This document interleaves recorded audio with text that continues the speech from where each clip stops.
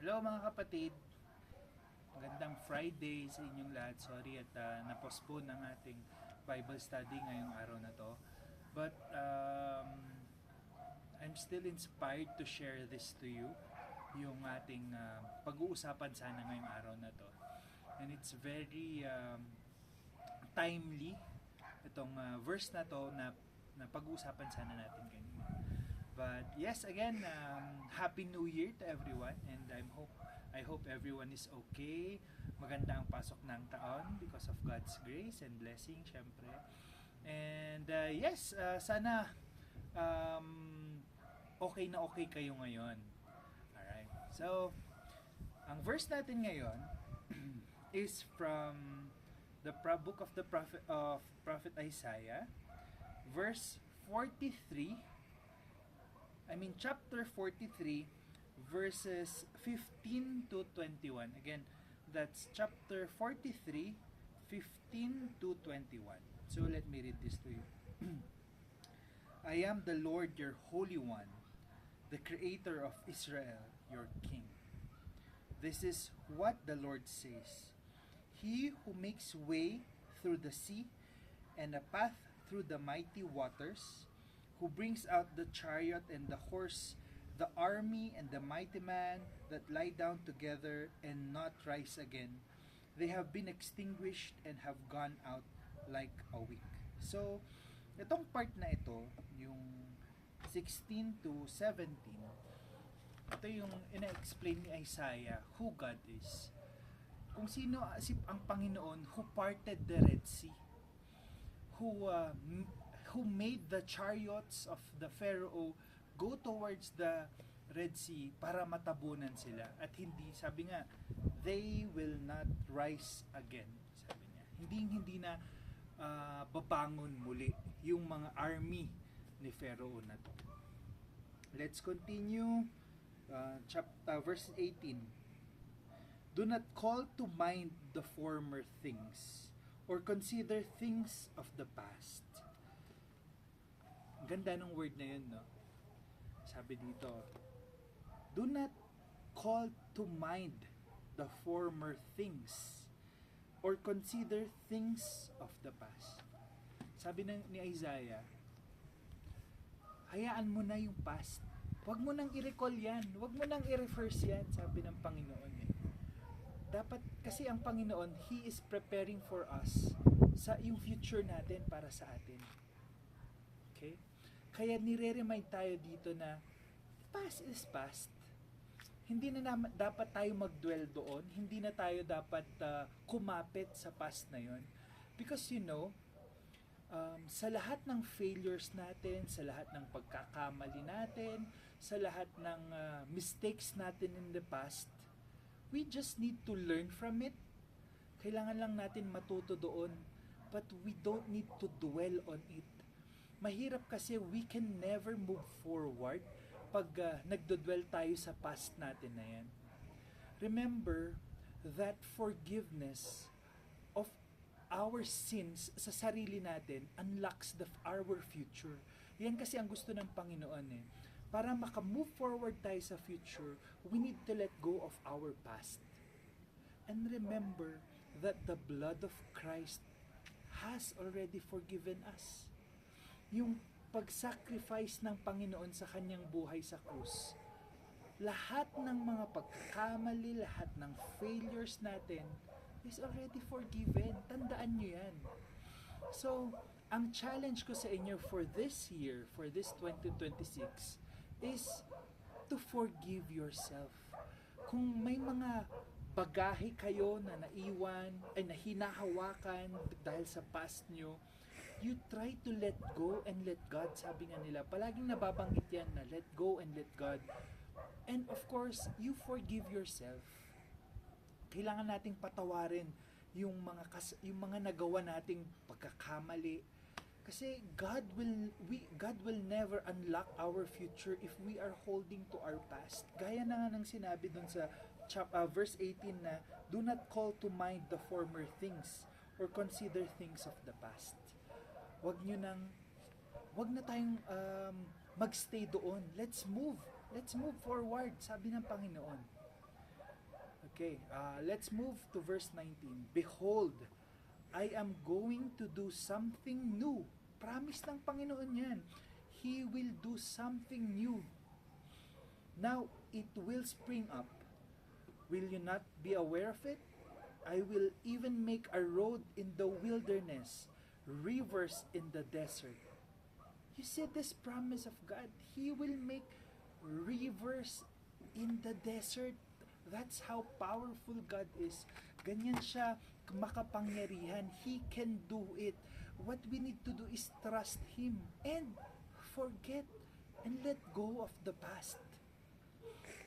Verse 20, the animals of the field will glorify me, the jackals and the ostriches, because I have given waters in the wilderness and the rivers in the desert, to give drink to my chosen people, the people whom I form for myself will declare my praise. Amen. Right. Ang linaw ng sinasabi ng Panginoon through Isaiah dito. We should always trust God kasi He has something to unfold for us. But the key is, ang pinakasusi is, kailangan lang nating let go yung ating mga mistakes in the past. Ito trivia. Naisip ko lang, actually, nung binabasa ko to. Bakit kailangang pasundin ng Panginoon yung mga army ng Pharaoh sa mga Israelites? Di ba pinakawalan niya na sila? Okay? Bakit inalaw ng Panginoon na lumabas at habulin ulit ang mga Israelites? Why do you think? You see this? The parting of the Red Sea did not only give way for freedom, but also it destroyed the past of the Israelites.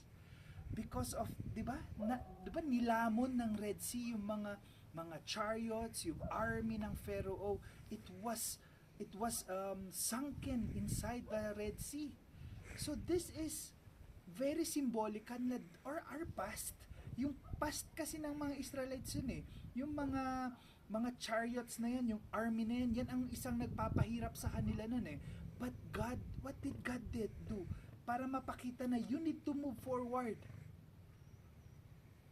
Nilubog niya lahat yung mga chariots na yan. So dapat ganun din tayo, ilubog natin ang ating mga mistakes, yung mga pagkakamali natin, yung mga failures natin, yung mga shortcomings natin, yung the-doubt natin sa sarili, yung mga anxiety natin, mga depression natin, yan, yung pagko-condemn natin sa sarili natin that we are not worth it. We should bury all of it. Itapon natin lahat yan sa Red Sea, katulad ng ginawa ng Panginoon sa mga Israelites. Pag nakita nyo yan, di ba? Imagine niyo, pwedeng hindi i-allow ng Panginoon na mangyari yun Pero He did it just to show us na kailangan talaga nating to let go of our past. So again, if you are in trouble with your past, remember Isaiah chapter 43 verse 18.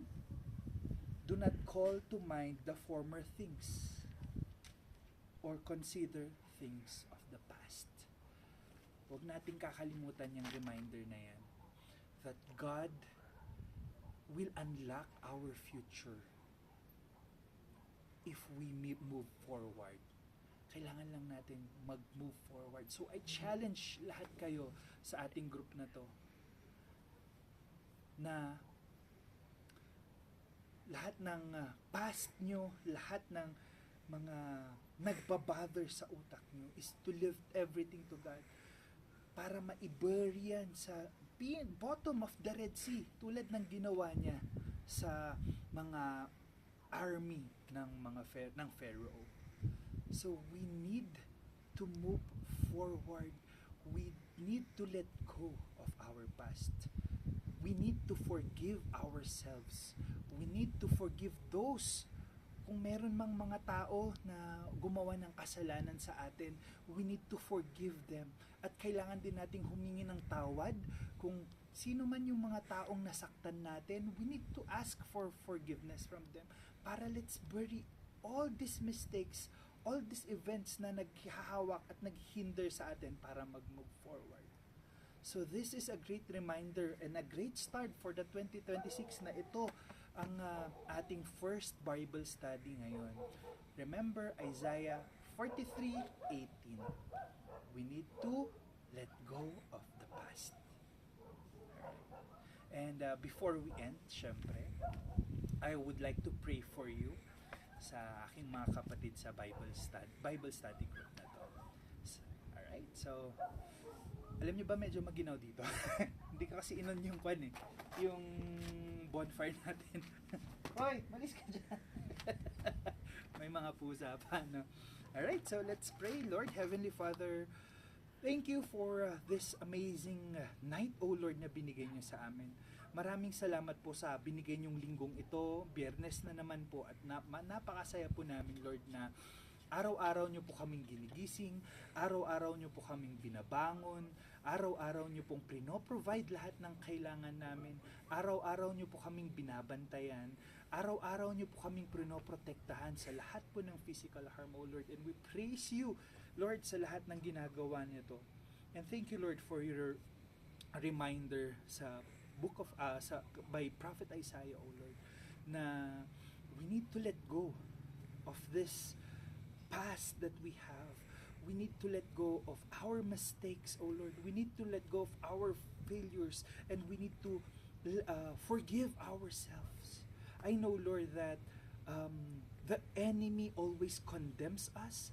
It makes us feel guilty from our past wrongdoings. Alam ko, Lord, na this is one of the schemes of the enemy. But Lord, I pray that you make our hearts strong, that you make our faith strong, para po hindi po kami makinig sa condemnation of the enemy. And of course, Lord, we pray for your mighty hand to protect us, to shield us, O Lord, from this condemnation, from this scheme of the enemy, O Lord, that taking away our focus on you, that's taking away our peace, O Lord, na bigay nyo sa amin, Lord. We rebuke all these schemes of the enemy, O Lord. And again, Lord, thank you for your protection from this dangerous scheme of the enemy, O Lord. And Lord, maraming salamat po again sa binigay niyong salita, O Lord, na ito, that you showed, Lord, na you are the Lord before, that you are the Lord today, and you will always be the Lord in the future. Thank you, Lord, for teaching us how to unlock our future.